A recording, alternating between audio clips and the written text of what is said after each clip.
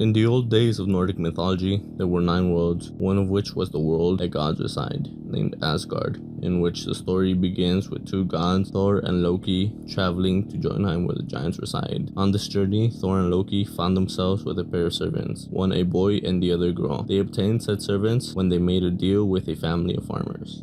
Thor, Loki, and their children continued towards Jotunheim. On their way towards Jotunheim, the group found a giant named Skrymir, who joined the group on their journey. One night after settling down, in order to make camp for the night ahead, the group encountered a problem. Their provisions were in the bag of Skrymir, and at this point, Skrymir was asleep. Therefore, Thor was tasked to open the bag, but to his surprise, he was unable to open said bag. This angered Thor, so much so that he struck the sleeping Skrymir in the forehead, hoping to kill him.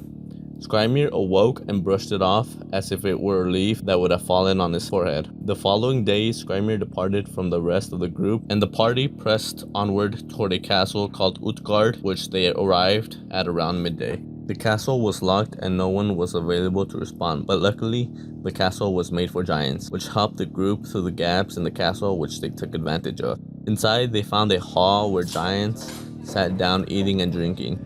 Amongst one of them was the giant Utgarda, who recognized his guest and started taunting them for their diminutive size. Wanting to salvage his dignity and that of his companions, Loki asserted that no one in the castle could eat as much as him. Utgarda took this as a challenge and had one of his giants named Logi challenge Loki to a food-eating contest. Both were tasked of eating a trough of meat. While both finished the meat at the same time, Loki also consumed the bones and the trough itself, while Loki did not. This meant that though they both succeeded at completing the task at hand, Loki exceeded these tasks, which gave him the win. Then the boy challenged the giants to a race, and the giant Hugi was his opponent. Unfortunately, the boy lost to Hugi. The next challenger was Thor, who challenged the giants at a drinking competition.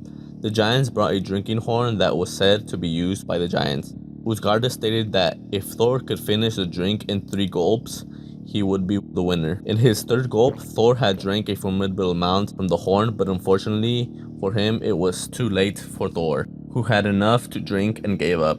Utgarda suggested that Thor lift his cat from the floor, but was unable to accomplish this simple task given to him. In a rage, Thor challenged any of the giants to a wrestling match, and his opponent was Ellie, an old woman who won against Thor in said bout. At the end, Utgarda banned the party from ever returning to the castle, and afterwards confessed to Thor that the knot on my provisions bag that you almost succeeded in untying had been wrought in iron, and I deflected the blows you attempted to inflict on me with your hammer. Instead of my face, you hit the mountainside and carved 3 gaping valleys into it. Had you struck me, I would have been killed then and there.